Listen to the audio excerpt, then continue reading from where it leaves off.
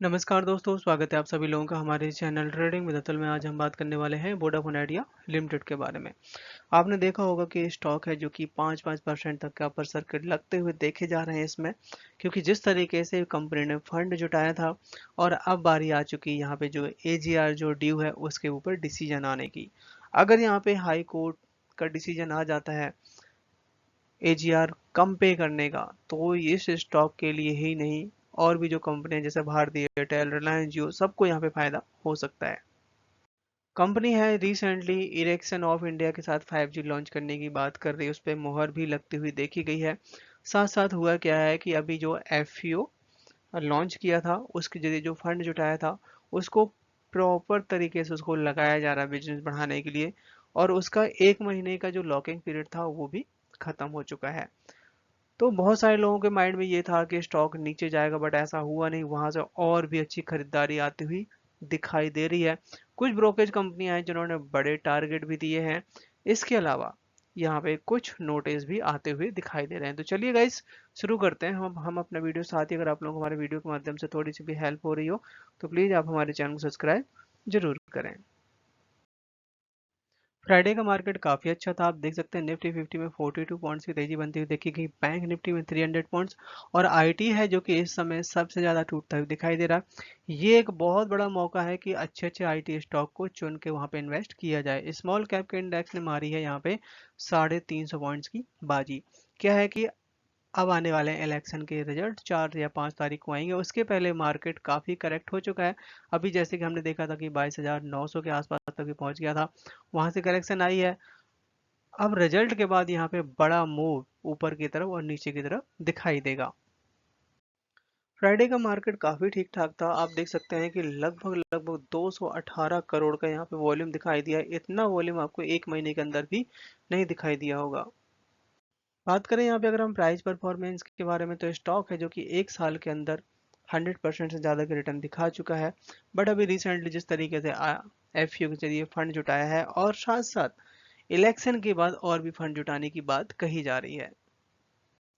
Tariff बढ़ाने की बात निकल के आई है। बताया जा रहा है कि 20 से 25% तक का यहाँ पे टैरिफ हाइक हो सकता है, क्योंकि काफ़ी टाइम से टैरिफ हाइक नहीं हुआ है और इसका इम्पैक्ट कंपनियों के सीधा अर्निंग पे दिखाई देने वाला है। यहाँ पे इंडिया की जो रेटिंग है, जो रिसर्च कंपनी है, इनका कहना ये है कि 5G अगर हम बात करें ग्लोबली, तो जो टैरिफ है वो अभी इंडिया का काफ़ी कम है अगर हम कंपेयर करें 4G रेट के हिसाब से। ये बात बिल्कुल सही है कि ऑल ओवर इंडिया में अभी 5G लॉन्च भी नहीं हुआ है, बट यहाँ पे 4G और 5G के टैरिफ हाइक कर दिए जाएंगे बहुत जल्द, और ये यहाँ पे 20 से 25% तक बढ़ने का अंदाजा बताया जा रहा है, जिसमें जो शेयर प्राइस हैं बहुत तगड़े से रिटर्न दिखा सकते हैं, जिसमें रिलायंस जियो, भारती एयरटेल और वोडाफोन आइडिया स्टॉक है जो कि यहाँ पे 30 डे का जो एंकर इन्वेस्टर लॉकिंग पीरियड होता है वो खत्म हो चुका है। और आपने देखा भी होगा कि ऐसा नहीं कि स्टॉक में गिरावट देखने को मिली और उसके बाद से स्टॉक में और भी अच्छी खरीदारी आ रही है। इस समय वोडाफोन आइडिया, पारस डिफेंस, दोनों दोनों बहुत अच्छे फोकस में बने हुए हैं। बहुत अच्छा यहाँ पे ब्लॉक डील के जरिए शेयर खरीदे जा रहे हैं।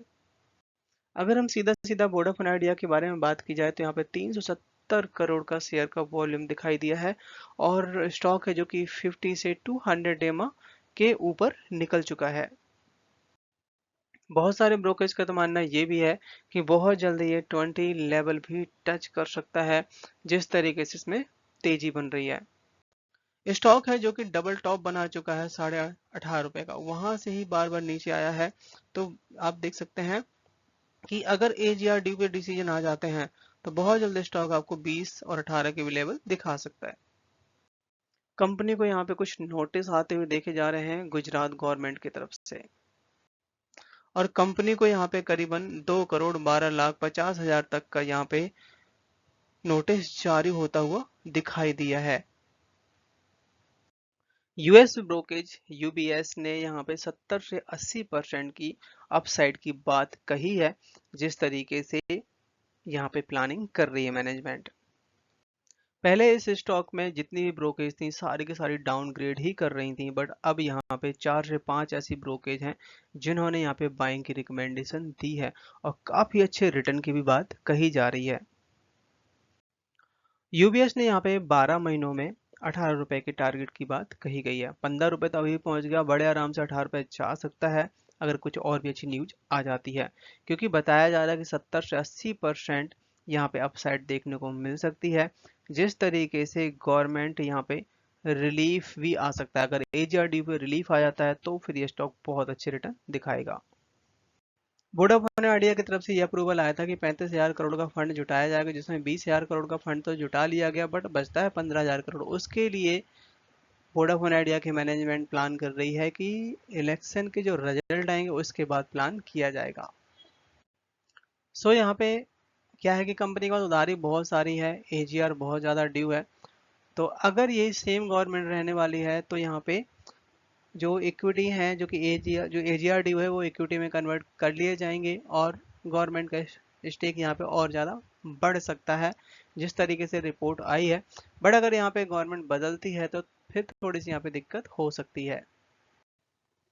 आज के दिन शेयर ने हाई बनाया 15.45 का, लो बनाया 14.65 का, क्लोजिंग दिए 15.25 पे, 4.5% तक की तेजी बनती हुई दिखाई दे रही। स्टॉक है जो कि काफी टाइम के बाद ब्रेकआउट दिखा रहा है। अगर यहाँ पे 16 रुपए के ऊपर निकलता है तो स्टॉक बड़े आराम से 18 भी चला जाएगा। इरेक्सन इंडिया है जो कि वोडाफोन आइडिया के साथ पार्टनरशिप करती हुई देखी जा रही है, बात चल रही है, और अगर ये बात मतलब कंप्लीट हो जाती है तो बहुत जल्द यहाँ पे 5G लॉन्च हो जाएगा, जिसमें 4G के लिए भी सपोर्ट करेगी। और इस बात के लिए यहाँ पे कंपनी के टॉप मैनेजमेंट की तरफ से मुहर भी लगा दी गई है कि ये बात बिल्कुल सही है जो कि मार्केट में चल रही है, और कंपनी है जो कि बहुत सारे वेंडर के साथ ट्राई कर रही है 5G रोल आउट करने के लिए। आपको याद होगा कि पिछली बार हम लोगों ने डिस्कस किया था कि बीएसएनएल यहाँ पे चाहता है वोडाफोन आइडिया का इंफ्रास्ट्रक्चर यूज करने का, जिससे वो अपना 4G अच्छे से स्ट्रॉन्ग कर पाए, 4G लॉन्च कर पाए। तो आज के दिन यहाँ पे एक बड़ी खबर आती हुई देखी जा रही है, जिसमें बीएसएनएल एंड वोडाफोन आइडिया दोनों की तरफ से पॉजिटिव सिग्नल आते हुए देखे जा रहे हैं, खासकर इंफ्रास्ट्रक्चर और फाइनेंशियल रिलेटेड इशू के बारे में। दोनों कंपनियां हैं जो कि 5G लॉन्च नहीं कर पाई हैं, बट भारती एयरटेल और रिलायंस जियो ऑलरेडी कर चुकी हैं। अगर इन दोनों को कंपटीशन देना है तो यहाँ पे बहुत ज़्यादा इंफ्रास्ट्रक्चर और बहुत ज़्यादा फंड की रिक्वायरमेंट पड़ने वाली है, जिसमें गवर्नमेंट ऑफ इंडिया राजी हो गई है, क्योंकि बीएसएनएल के पास अभी भी बहुत ज़्यादा इंफ्रास्ट्रक्चर नहीं है, टावर नहीं है, जिसमें बीएसएनएल वोडाफोन आइडिया का यूज करेगी, और साथ साथ 3.2 लाख करोड़ है जो कि गवर्नमेंट ऑफ इंडिया सपोर्ट करेगी। तो उसके लिए यहाँ पे वोडाफोन आइडिया को भी फायदा होगा, और आज के दिन इसी वजह से काफ़ी अच्छी रैली बनी, और आने वाले टाइम में काफ़ी अच्छी रैली बन सकती है, और हो सकता है कि इन दोनों का मर्जर भी हो जाए। प्रमोटर्स की तरफ से यहाँ पे अपडेट है, आप देख सकते हैं कि क्वार्टर बाय क्वार्टर दिसंबर के महीने तक इन्होंने लगातार 50% तक का होल्ड कर रखा था स्टेक, जो कि अब यहाँ पे करीबन 1.5% तक के आसपास बेच दिया। आप देख सकते हैं 48.90% स्टेक रह जाता है। एफआईआई ने भी अपना स्टेक कम किया है, 2.27% स्टेक था जो कि यहाँ पे अब 2% कर दिया है। डीआईएस की तरफ से भी स्टेक कम किया गया 2% के आसपास। आप देख सकते हैं कि दिसंबर के क्वार्टर में 36.23% स्टेक था जो कि अब 34.43% स्टेक रह जाता है।